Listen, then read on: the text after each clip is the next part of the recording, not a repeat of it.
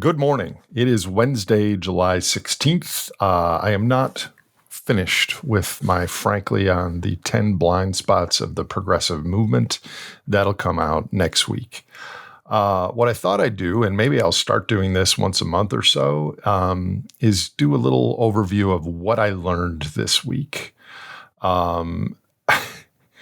It may seem that I have an encyclopedic mind on all the issues we cover here, from the environment to finance to human behavior, but I don't. I just am interviewing people who are experts, and there's a ton of stuff that I get emailed or in the social media or my team shows me. And quite often it's in one eye and ear and out the next, and I quickly forget it. But there are things that I learn every week, and here are 5 that I've learned the last couple days.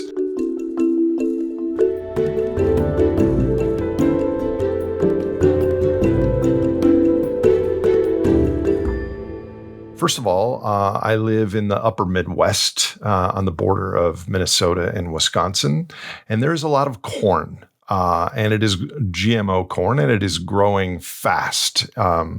The old phrase knee high by the 4th of July no longer is relevant. Probably end of June, corn was knee high. Here's a picture of me this morning.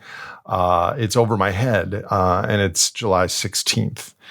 So I learned the term this week, corn sweat, because it is so unbearably heavy and uncomfortably hot here that I have to get up at 5 a.m. to do any exercise in my bike ride. Otherwise, it's unbearable.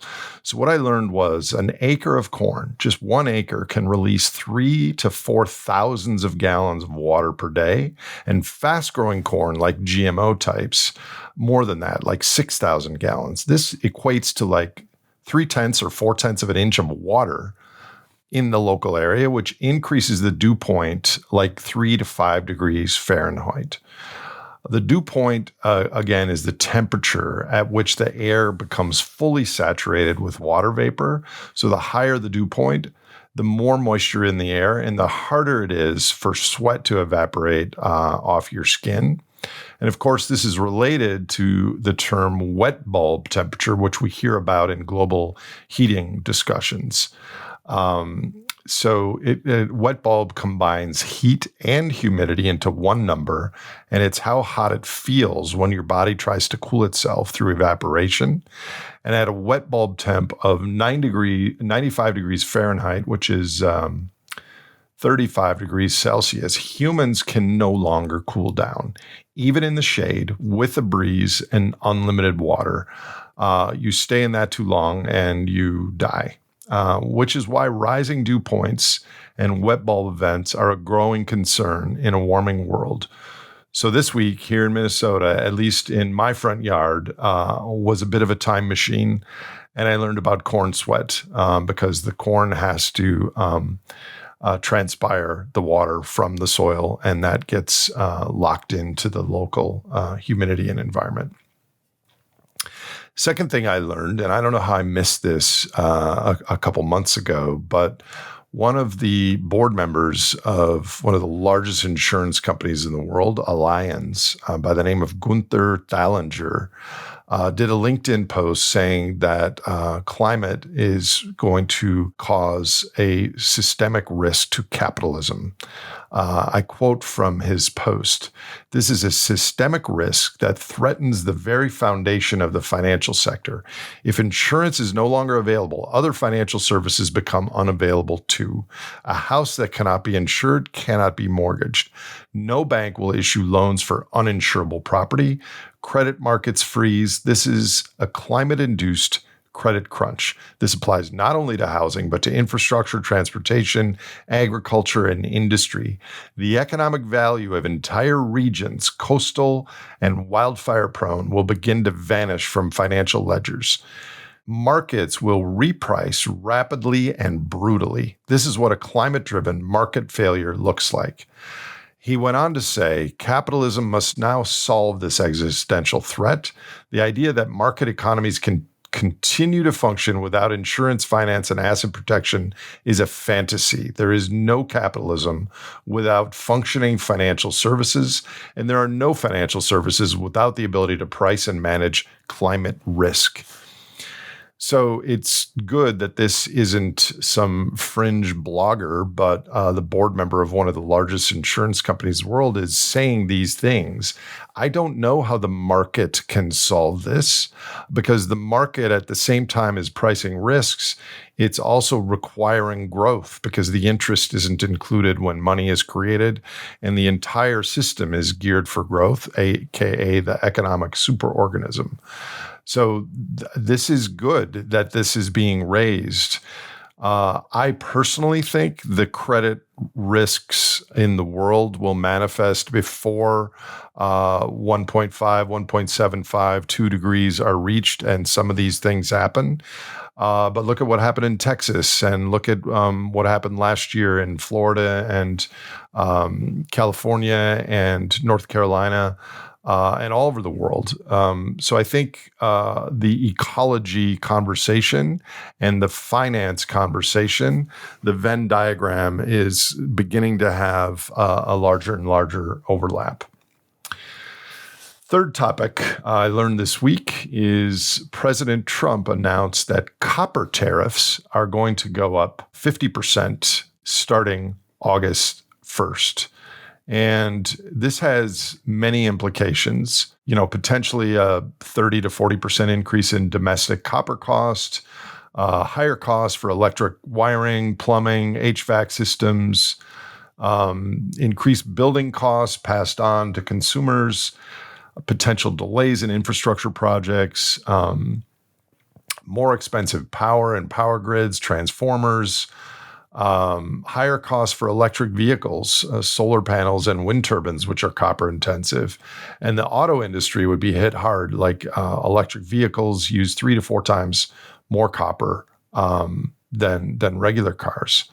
So while the goal of this administrative action might be different, taxing non-renewable inputs to the economy, like copper, like hydrocarbons, is one of the longer-term policy responses to resource depletion and climate change. But it's a classic example of bend versus break. And I think some of the unintended consequence of the current U.S. Administration's attempt to add tariffs will rhyme with some of the dynamics of the Great Simplification. It's kind of like firing a little mini avalanche gun at in the Swiss Alps to avoid the big avalanche. But I think, this is really interesting because I think ultimately what he's trying to do is, onshore some of the basic essentials. Because if we're importing all the super important things like copper and fertilizer and other things, we need to have domestic production of those. But that's going to cost a lot more, which means we're going to use less of it, which means we're going to have to simplify sooner rather than later. So I'm gonna continue to watch that. The fourth thing I learned this week is there was a convening of experts on climate in the UK to discuss which tipping points are the most concerning. And I read about 20 of them. We'll put them in the comments. And the majority of people said the tipping points they were most concerned about were the Amazon dieback and the positive feedback that would result from deforestation and a warming world turning more of the Amazon into savanna, and coral reefs. This is a quote from Johan Rockström, who's at this conference. The tipping element that worries me the most is coral reef systems, for the simple reason that the scientific uncertainty range is very limited. We have, unfortunately, ample evidence that at 1.5 degrees Celsius, we're very likely to knock over potentially the entire tropical coral reef system on Earth. This threatens the livelihoods of 400 million people and a fundamental nursing ground for the whole ocean food web. So that is one deep concern, is the canary in the coal mine, the first kid on the block to fall over. So after reading that, I emailed a coral reef expert friend of mine, and his reply, which I kind of knew but didn't know was quite sobering. This is from an email. The first global coral bleaching event, aka marine heat wave, occurred in 1998, with 21% of the world's reefs being affected. The second occurred in 2010, with 37% being affected. The third started in 2017 and damaged 68% of coral reefs. And the current, the fourth one, started in 2023, and as of March of this year, had affected 84% of the world's reefs. This current one is ongoing and expected the final percentage of affected reefs to exceed 90%. I also expect, this is my friend writing this, the next major event to bleach close to 100%, just extrapolating the trend of the first four. This fourth one started within a few months of the world passing 1.5 degrees for the first time in early 2023. This number was not arbitrary. It was a genuine planetary boundary that should not have been exceeded. And the next boundary stated by scientists is 2 degrees, at which time over 90% of the reefs in the world will die. I need to know more about this. I have invited a world expert to come on the show in a few weeks to discuss what's going on with the coral reefs. One of the things I learned this week. Last but not least, and this is the reason I decided to do this little frankly, I saw this graph in my Twitter feed earlier this week showing that mental health for people under 40 in the United States was dramatically overweighted by liberal people. And all of the comments were like, yeah, those liberals, they're weak-minded and they have mental illness and such. So I couldn't find the actual source of that graph, which is unfortunately the case more and more when people post things on Twitter and social media. But with some sleuthing, I did find an original scientific paper saying much the same things. And in this graph, the blue are women and the red are men. And the vertical scale is percentage of mental health diagnoses. And the horizontal scales on the left shows extremely liberal all the way to extremely conservative. And it's quite clearly evidenced that liberal people, especially liberal women, have a much higher preponderance of mental health issues. The surface explanation of this is something to do with their personalities, or experience or whatever. But if you think about the first few points of this, frankly, maybe it's because liberal, progressive-minded people have a wider boundary of care, a wider boundary of empathy, a wider boundary of what they think about what matters to them. And women versus men have shallower discount rates. Men have steeper discount rates, which means they choose an immediate reward over a long-term reward. So women, especially progressive women, are thinking more about the future, the planet, climate change. And I actually think there's an empathy handicap going on in the world because people who are focused on the looming sixth mass extinction, what's happening with the ocean and the great migration of animals fleeing towards the poles to get more oxygen, and all the things we talk about in this podcast with climate, not climate now, but climate 20, 50 years from now.